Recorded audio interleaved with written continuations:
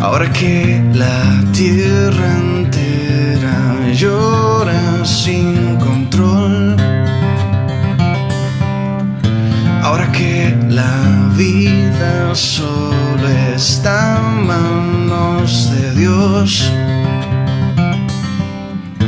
ahora que una mascarilla me hace más feliz, ahora que la brisa es solo un sueño para mí, yo sigo aquí, en pie sobre la roca. No hay otro lugar donde yo pueda estar seguro.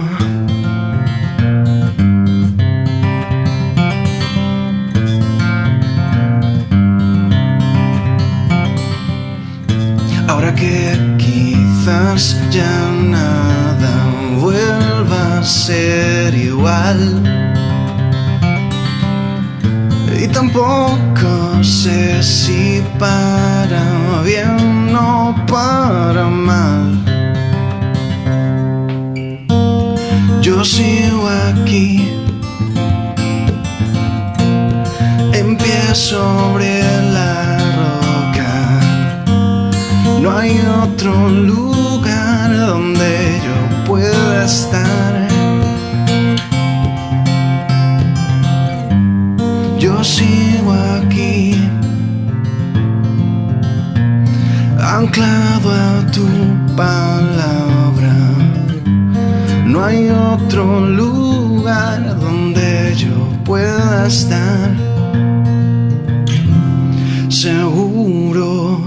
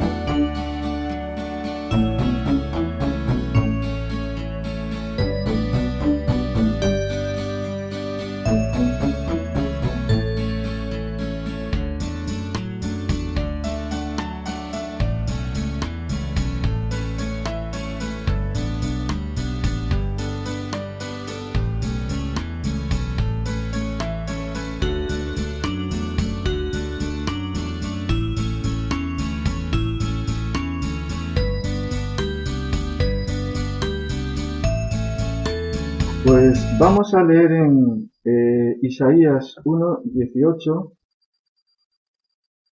si queréis buscarlo. Isaías 1:18 dice así: Venid luego, dice el Señor, y estemos a cuenta. Si vuestros pecados fueren como la grana, como la nieve serán emblanquecidos. Si fueren rojos como el carmesí, vendrán a ser como blanca lana. Dios pone en el profeta Isaías palabras que son como dardos, como flechas, que van directas al corazón, no se para en finuras, sino que dice las cosas claras, y aquí habla pues de pecados, ¿no?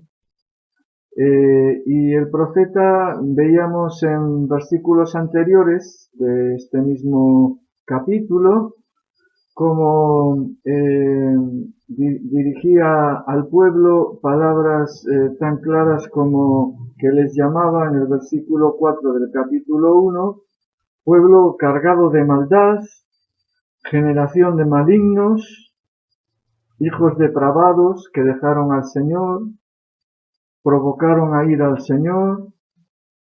Y en el versículo 6, por ejemplo, nos dice que desde la planta del pie hasta la cabeza es herida, hinchazón y podrida llaga. Palabras muy claras y transparentes, y que son contundentes porque el pueblo de Dios necesitaba una palabra contundente. Incluso les dice en el versículo 21, ¿cómo te has convertido en lo que te has convertido ahora? Una ciudad que era fiel, le llama, una ciudad que era fiel.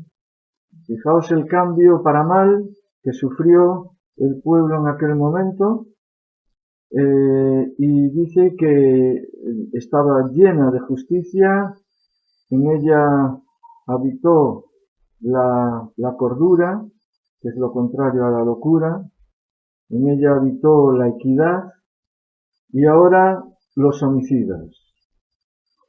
Y aquel que los había amparado y que los amaba, que deseaba su bien, pues poco a poco se van apartando de Dios y llegan a dejarle. Pero, como decimos, poco a poco. No se deja a Dios de repente. A Dios no se le deja de repente, pero lo civilino o astuto de la situación es que es poco a poco, ¿no? Poco a poco puede ir minándose tu fe, casi sin que te des cuenta. Como nos dice en Mateo 24:43, el Señor, que dice: ¿sabed esto?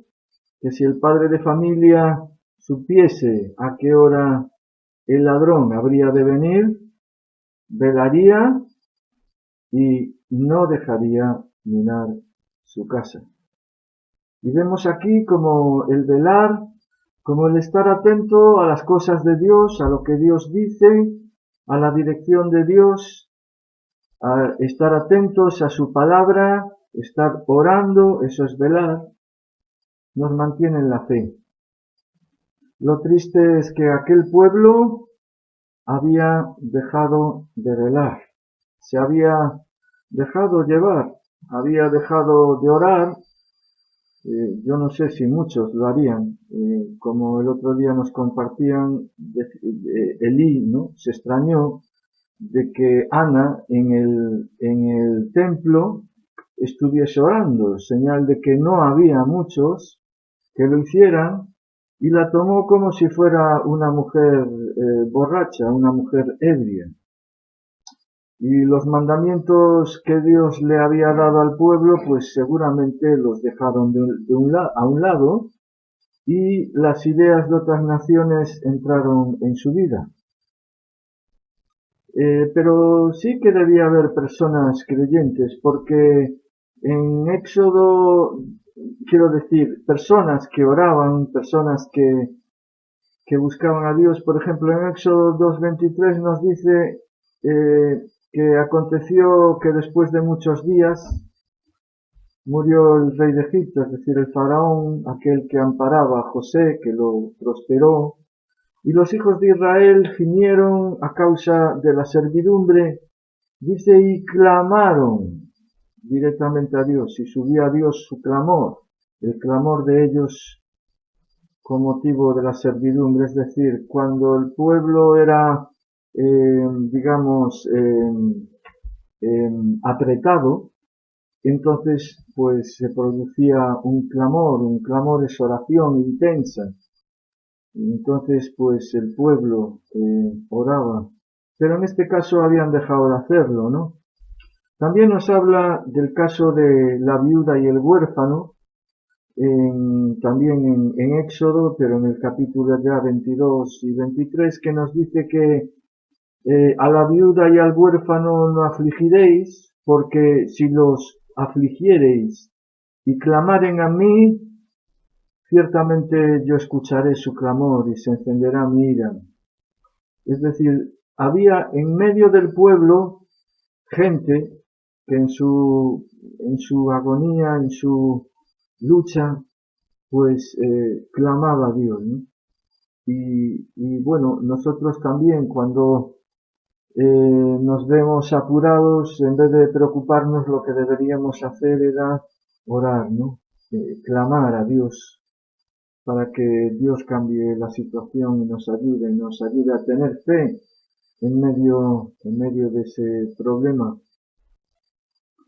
Pero en el versículo que leemos hoy, que dice que si vuestros pecados fueren como la grana, como la nieve, serán emblanquecidos, de Isaías 1:18, es otro mensaje directo que Dios le manda al pueblo, pero en esta ocasión mostrando su misericordia. Porque si bien es cierto que les dice lo que están haciendo mal, también es cierto que Dios en su misericordia les da una salida y les muestra la solución, que es en este caso pues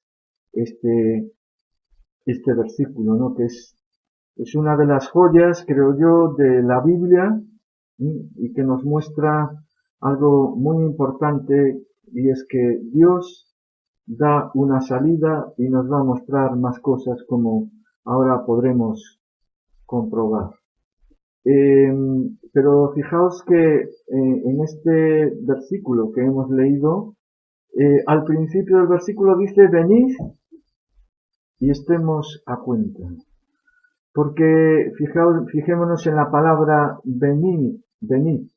La palabra es un imperativo, es decir, una acción que hay que cumplir y que tienen que realizar los creyentes, y dice estemos a cuenta.